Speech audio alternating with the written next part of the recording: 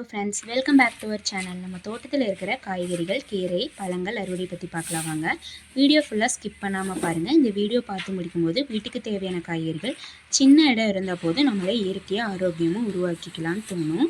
புதுசாக வீடியோஸ் பார்க்குறவங்க சப்ஸ்கிரைப் பண்ணிவிட்டு வீடியோ பாருங்கள். எனக்கு இன்னும் வீடியோஸ் போகிறதுக்கு மோட்டிவேஷ்னலாக இருக்கும். உங்கள் வீட்டில் நிறையா ஸ்பேஸ் இல்லைனா கூட கொஞ்சமாக ஸ்பேஸ் இருந்தால் கூட கார்டனிங் பண்ணுங்கள். உங்கள் ஃபேமிலிக்கும் யூஸ்ஃபுல்லாக இருக்கும், ஃபேமிலியும் ஹெல்த்தியாகவும் இருக்கும். நம்ம தோட்டத்தில் நிறையா பப்பாளி மரம் வந்து இயற்கையாகவே வந்துருந்துச்சு. இதில் மட்டும்தான் காய் வந்திருக்கு, மற்றதெல்லாம் ரொம்பவே குட்டியாக இருக்குது.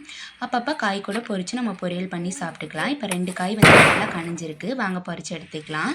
பப்பாளி மரத்துக்கு வந்து பெருசாக மெயின்டெனன்ஸ் எல்லாம் தேவையில்லை. நட்டு வச்சுட்டு அப்பப்போ தண்ணி விட்டாலே போதும், சூப்பராக வந்துடும்.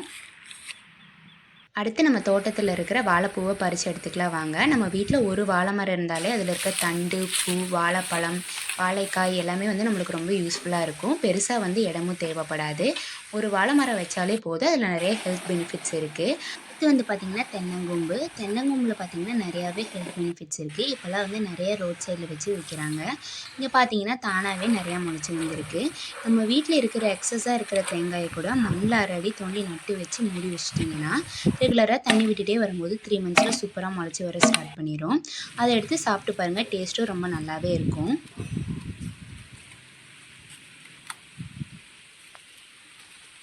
அடுத்து வாங்க நம்ம தோட்டத்தில் இருக்கிற செங்கீரை அறுவடை பண்ணிடலாம். இது வந்து நான் போன வருஷம் விதை எடுத்து வச்சுருந்து போட்டு விட்டுருந்தேன். ஒரு 10 செடி கட்டி இருந்தாலே நம்ம வீட்டுக்கு ட்வைஸ் பொரியல் பண்ணுற அளவுக்கு வந்து அளவாக இருக்கும்.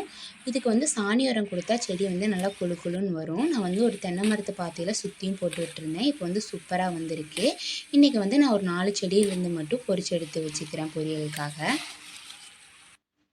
அடுத்து பார்த்திங்கன்னா வெண்டைக்காய் செடி கடையில் விதை வாங்கிட்டு வந்து போட்டுட்ருந்தோம். ஆல்ரெடி வந்து ஒரு 4-5 செடி இருந்துச்சு. இப்போ பக்கத்துலேயே பார்க்கோதி நிறைய செடி வந்து நட்டு வச்சுருக்கோம். ஒரு 10 செடி இருந்தாலே போதும், நம்ம வீட்டுக்கு பொரியலுக்கு, குழம்புக்கு எல்லாத்துக்கும் தேவையான வெண்டைக்காய் வந்து இதுலேருந்தே கிடச்சிரும். தண்ணி மட்டும் விட்டாலே போதும், உரம்லாம் எதுவும் தேவையில்லை. மண்ணில் இருக்க இயற்கையான உரத்தை வச்சே சூப்பராக வந்துடும். ஆல்ரெடி நம்ம தோட்டத்தில் வந்த சேனக்கிழங்கு வந்து 2-3 இருந்துச்சு. அதில் 2 துண்டு எடுத்து போட்டு நல்லா மண்ணில் மூடி வச்சாலே சேனக்கிழங்கு வந்து ஈஸியாக முளைச்சி வந்துடும். நீங்கள் கடையில் வாங்கிட்டு வந்தாலுமே வீட்டில் கொஞ்சமாக இடம் இருந்தால் ட்ரை பண்ணி பாருங்கள். 6 மந்த்ஸில் சூப்பராக சேனக்கிழங்கு வந்துடும். சேனக்கிழங்குக்கு வந்து பெருசாக மெயின்டெனன்ஸ் எல்லாம் ஒன்றும் தேவை இருக்காது. தண்ணி மட்டும் விட்டாலே போதும், சேனக்கிழங்கு வந்து ஈஸியாக வளர்ந்து வந்துடும். அடுத்து வாங்க அகத்திக்கீரையை பறித்து எடுத்துக்கலாம். அகத்திக்கீரை செடி ஃபஸ்ட்டு போட்டு நல்லாவே வரவே இல்லை. அதுக்கப்புறம் வந்து விதையை பாலில் ஊற வச்சு கொஞ்ச நாள் வீட்டுக்குள்ளேயே முளைக்க வச்சு பாதுகாத்து வச்சுருந்தோம். நல்லா பெருசானதுக்கப்புறம் தோட்டத்தில் நட்டு வச்சோம். இப்போ நல்லா வந்து பெருசாகிருச்சு. வீக்லி ஒன்ஸ் வந்து அகத்திக்கீரை பூ எல்லாமே பொறிச்சு பொரியல் பண்ணிக்கிற அளவுக்கு வந்து அகத்திக்கீரை செடி நல்லாவே பெருசாகிருச்சு. வாய்ப்புன்னு இருந்துச்சுன்னா அகத்திக்கீரை சாப்பிட்டுட்டே வந்தீங்கன்னா சீக்கிரமாக வந்து குணமாயிரும். அது பக்கத்துலேயே பார்த்திங்கன்னா மிளகாய் பீக்கங்காய் செடி வந்து ஒன்று இருக்குது. இது வந்து நாங்கள் விதை போட்டு வைக்கல, தானாகவே போன வருஷம் போட்ட விதையிலேருந்து முளைச்சி வந்திருக்கு போல்.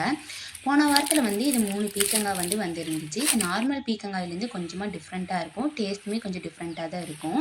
இப்போ வந்து நிறைய பிஞ்சும் பூவுமாக இருக்குது. காய் வந்து ஒன்றும் இல்லை. காய் வந்து அடுத்த வீடியோவில் வந்து காட்டுறேன். நம்ம தென்னம்புள்ள மேலே எடுத்திருந்த பாவக்காய் செடி வந்து இப்போ நல்லாவே காய்க்க ஸ்டார்ட் பண்ணிடுச்சு. அது கீழே வந்து புதினா வச்சுருந்தோம்.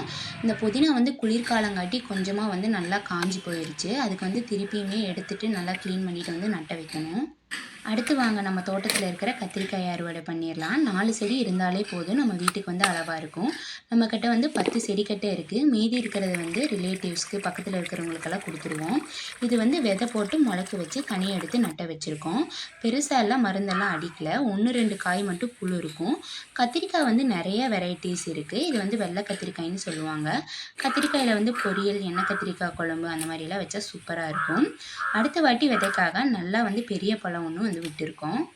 இது வந்து குங்குமக்கீரை, கூஸ் ஃப்ரூட், அல்சர் கீரைன்னு சொல்லுவாங்க. இது வந்து மோஸ்ட்டாக பருப்பில் போட்டு தான் சாப்பிடுவாங்க. கொஞ்சம் நிறையா இருந்தால் நாங்கள் பொரியல் கூட பண்ணி சாப்பிடுவோம். சூப்பராக தான் இருக்கும். செடி வந்து நல்லா வயசானதுக்கப்புறம் அதில் இருக்கிற பூவை மட்டும் எடுத்து வெயிலில் காய வச்சு ஸ்டோர் பண்ணி வச்சிட்டிங்கன்னா நெக்ஸ்ட் டைம் வந்து நம்ம போட்டு விட்டோம்னா சூப்பராக வந்து செடி முளைச்சி வந்துடும். சம்டைம்ஸ் வந்து தானாகவே செடி வந்து முளைச்சி வந்துடும். அடுத்து பார்த்திங்கன்னா எலும்பிச்சை மரம். நம்ம தோட்டத்தில் வந்து 3 எலும்பிச்சை மரம் வந்து இருந்துச்சு. 2 வந்து புழு கடிச்சு வேர்ப்புழு வந்து இறந்து போயிடுச்சு. இந்த ஒரு மரம் மட்டும் நல்லா பெருசாக இருக்குது. இதில் இருக்க பழமே வந்து நாங்கள் அப்பப்போ மார்க்கெட்டுக்கு கொடுத்து விடுற அளவுக்கு வந்து நிறைய வரும். அது பக்கத்துலேயே பார்த்திங்கன்னா முருங்கைக்கீரை மரம்.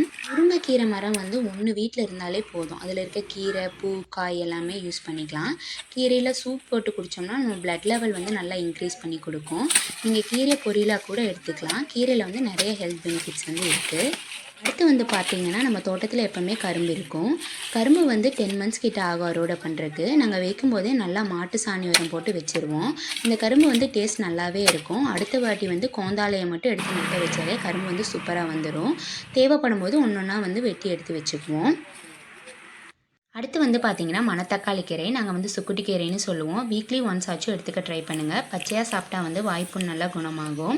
ஒரு நல்ல செடி பெருசாக இருந்தாலே 4 to 5 மெம்பர்ஸ் வந்து இதிலிருந்து பொரியல் பண்ணி சாப்பிட்டுக்கலாம். அதில் வந்து பழம் வரும். அதுலேருந்து 1/4 கப் to 1/2 கப் பழம் இருந்தாலே குழம்பு வச்சு சாப்பிட்டா வந்து சூப்பராக இருக்கும். ஃப்ரெஷ்ஷாக எடுத்து செஞ்சிங்கன்னா இன்னுமே வந்து சூப்பராக இருக்கும். இப்போ வந்து அதுக்கு வயசாகிட்டங்காட்டி அதில் இருக்க பழத்தையெல்லாம் நான் வேறு இடத்துல எடுத்து போட்டு வச்சேன்னா திருப்பி வந்து மணத்தக்காளி கீரை வந்து நம்ம தோட்டத்தில் வந்துடும். அது பக்கத்தில் ஊது வேலையும் வந்து வேறு இடத்துல எடுத்து போட்டு வைக்க போகிறேன்.